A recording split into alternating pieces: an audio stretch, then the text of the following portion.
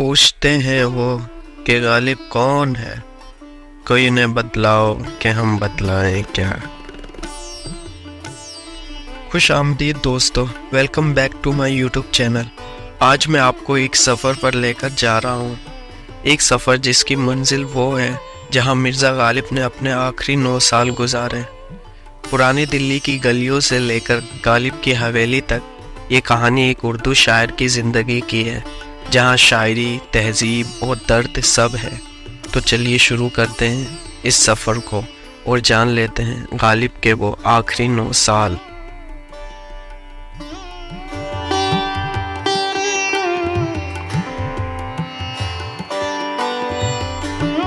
तो अपना सफ़र जारी है दोस्तों, और यहाँ पर डिफरेंट यूनिवर्सिटीज़ के स्टूडेंट्स भी आए हैं इस पार्टिसिपेट करने। और मैं नक्श फाउंडेशन का थैंक्स करना चाहता हूँ इसके लिए, क्योंकि उन्होंने ही इसे ऑर्गेनाइज़ किया है और गालिब की ज़िंदगी से हमें रूबरू किया है।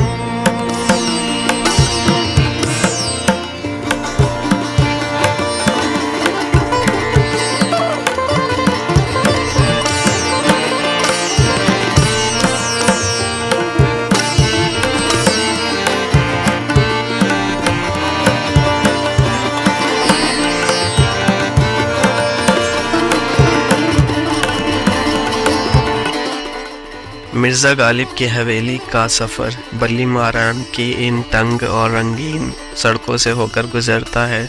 इन तंग सड़कों में आज भी दिल्ली की यादें छिपी हैं। इस मार्केट के शोरगुल और रंगीन बाज़ार के माहौल में आप कहीं खो जाएंगे और यही मन करेगा कि कुछ ना कुछ खरीद लिया जाए यहाँ से। सड़क से आते हुए सीधे हाथ पर ही गली है जिसका नाम गली कासिम जहाँ है, जहाँ ज़माना गुजरा लेकिन गालिब की हवेली आज भी जिंदा है। आज भी इन गलियों में मध्यकालीन दिल्ली की झलक मिलती है, जिसका हर कोना एक नई तस्वीर है।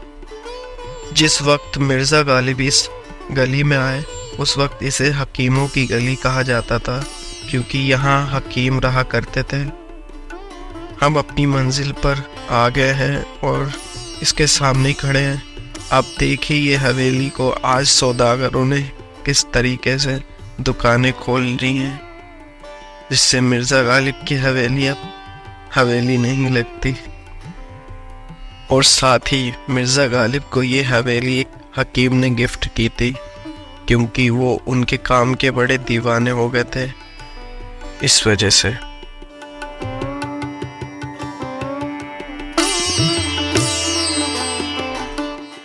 उस्टर टाइमिंग का है ये, जिसमें 11 से आप 6 PM तक ये खुलती है, साथ ही मंडे को क्लोज रहती है। और राल्फ रसेल का कोट है जो कह रहा है, अगर गालिब इंग्लिश में लिखते तो दुनिया और इतिहास के ग्रेटेस्ट पोएट होते। हवेली में घुसते हुए राइट हैंड पर आपको ये रूम दिखेगा जो गालिब की लाइफ को दिखाता है। जैसे ये शेर है, कोई वीरानी सी वीरानी है, दश्त को देख के घर याद आया। अब कितना वो है, पर दश्त का मुझे मीनिंग नहीं पता।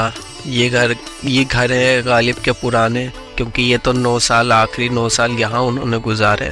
उससे पहले वो आगरा में रहा करते थे, आगरा की हवेली, उसका जिक्र है। ये देखिए दोस्तों, ये गालिब का स्टेचू यहाँ रखा हुआ है, और ये दीवान है उनका, मतलब काम, जिसमें उनके शेर लिखे गए और भी जो उन्होंने काम किया उर्दू भाषा में।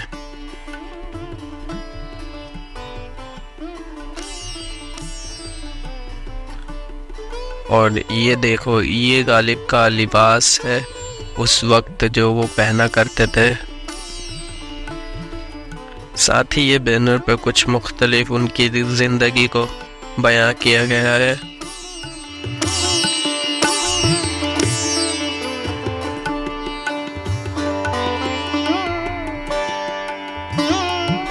ये उनका और एक शेर है, पूछते हैं वो गालिब कौन है, वही जो मैंने शुरू में बताया। और ये और कुछ उनके पहले के घर हैं, और ये उनके खतूतात हैं जो उन्होंने लिखे अपनी आखिरी ज़माने में। यहाँ आप गौर करें तो देखेंगे कि यहाँ एक कारखाना भी साइड में है, जिससे गालिब की हवेली बहुत लिमिटेड हो गई है।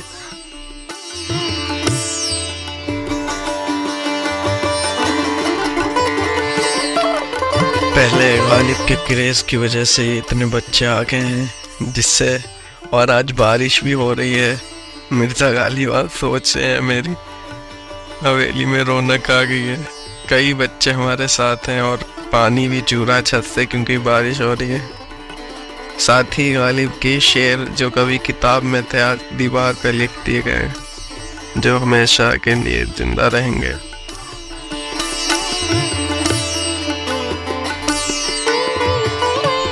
ये गालिब का एक हैंड रिटन शेर है, जिसमें कह रहे हैं, ये न थी हमारी किस्मत के विसाल यार होता, अगर और जीते रहते तो यही इंतज़ार होता।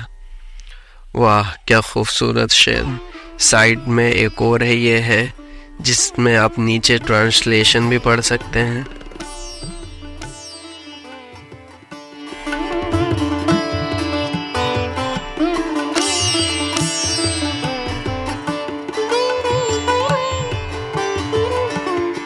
हैं और भी दुनिया में सुख नबर बहुत अच्छे, कहते हैं गालिब का अंदाज़ बयां और है।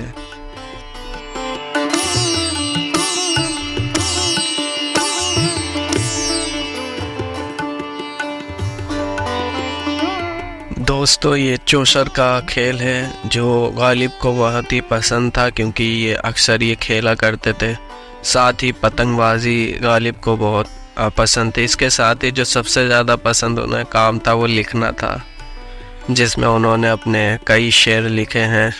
और ये देखिए, ये वही इनका काम है जो उन्होंने लिखा है, उनके वर्क्स हैं सारे। तो ये गालिब के हवेली में ये शेर सुने। उग रहा दरो दीवार पे सब्ज़ा गालिब, हम बयां में हैं और घर में बाहर आई है। ये छोटा तो है पर इसका मीनिंग उतना ही डीप है जितना कि शेर। दोस्तों ये हमारी गाइड हैं, कुछ हमें बता रही हैं गालिब की ज़िंदगी से, तो उनकी बात को भी सुनिए। 300 years पुरानी है। ये जो एरिया है दिस इज 140 स्क्वायर यार्ड, ठीक है। असल में इतना नहीं था, ये बहुत बड़ी हवेली थी, 500 स्क्वायर यार्ड की थी, बट अभी इतने बची है, बाकी साल वगैरह ने इसको ऑक्यूपाई कर लिया, ठीक है।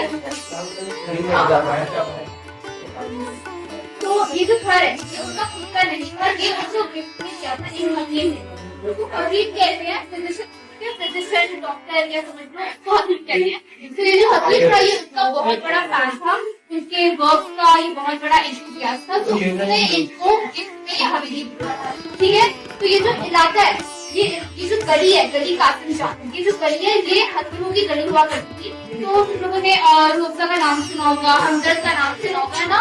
तो हमदर्द, रोज़ा ये सब यूनानी मेडिसिन की प्रोडक्ट्स है। तो जैसे आयुर्वेदा एक स्कूल ऑफ मेडिसिन है, वैसे यूनानी में है। तो इतना साइंटिफिक नहीं है कि, बट फिर भी मेडिसिन वगैरह यूज करते हैं। तो जो हमदर्द वगैरह, रोज़ा वगैरह की जो शुरुआत हुई थी इन गलियों में से हुई थी, क्योंकि पूरा हकीमों का इलाका, ठीक है। अब 1857 के टाइम में जो रिवॉल्ट हुआ था उसमें गालिब को प्रोटेक्शन मिली एंड ही वाज सेफ। वो इसलिए सेफ थे बिकॉज वो हकीमों के इलाके में रह रहे थे। बिकॉज उसका रीजन ये था कि ये जो हकीम थे ये महाराजा पटियाला के हकीम थे, और महाराजा पटियाला की आर्मी उस टाइम पे ब्रिटिशर्स के साथ थी।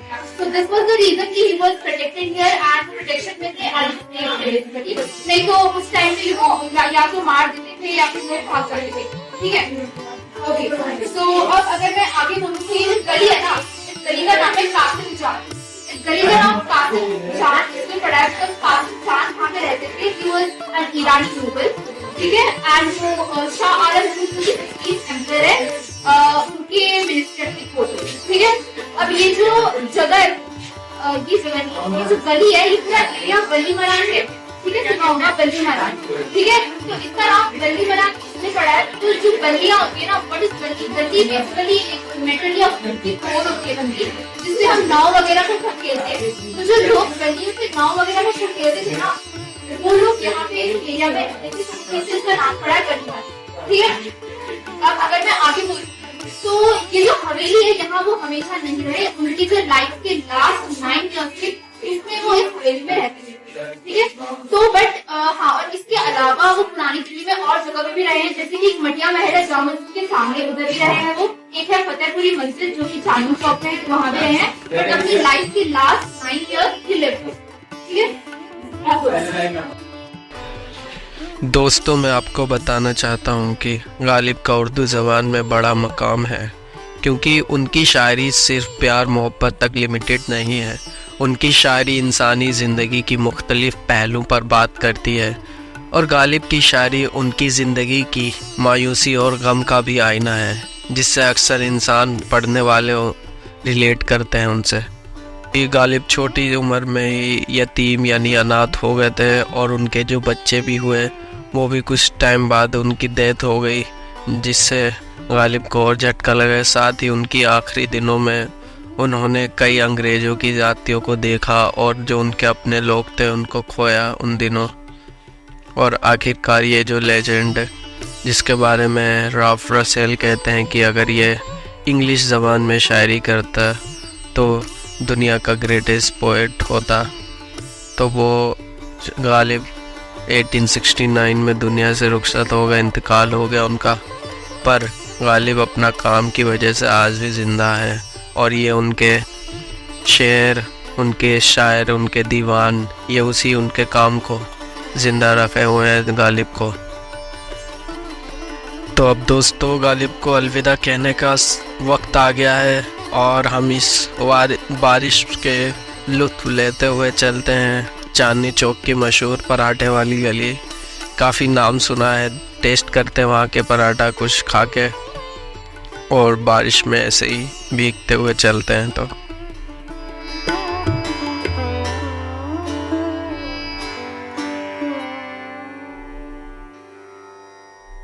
दोस्तों, बारिश हो और चाय ना हो, ऐसा कैसे हो सकता है। ये हमने चाय ली है, इस जगह हम खड़े हुए हैं, ये देख सकते हैं चौक है कोई, 10 रुपए की हमें चाय मिली है। ये मेरे साथी हैं और हम यहाँ चाय पी रहे हैं बारिश में। तो दोस्तों, ये है पराठे वाली गली, और हम इसमें बस एंट्री करते हैं, टेस्ट करते हैं क्या हाइप है इसकी। जो पराठे वाली गली बहुत मशहूर है चांदनी चौक में, और भीड़ तो है, खैर बारिश भी है तो और भीड़ लग रही है। बाकी और देखते हैं खा के, फिर आपको ऑनेस्ट रिव्यू देता हूँ खाने का।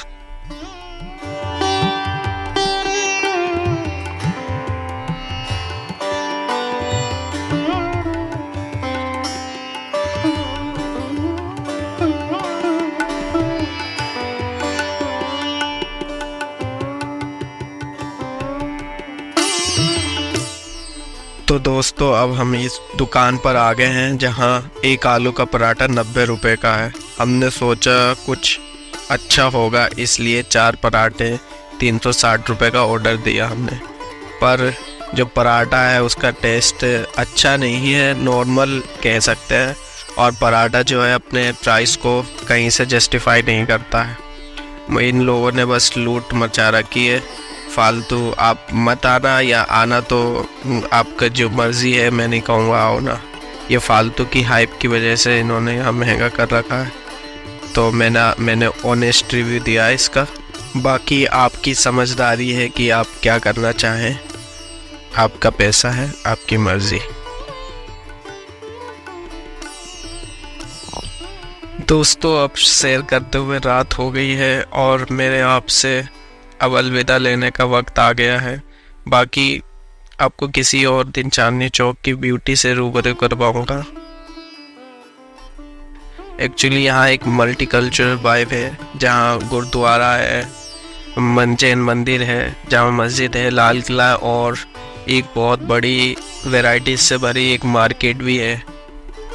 तो अब मुझे इजाज़त दें, फिर मिलते हैं किसी और सफ़र पर किसी और दिन।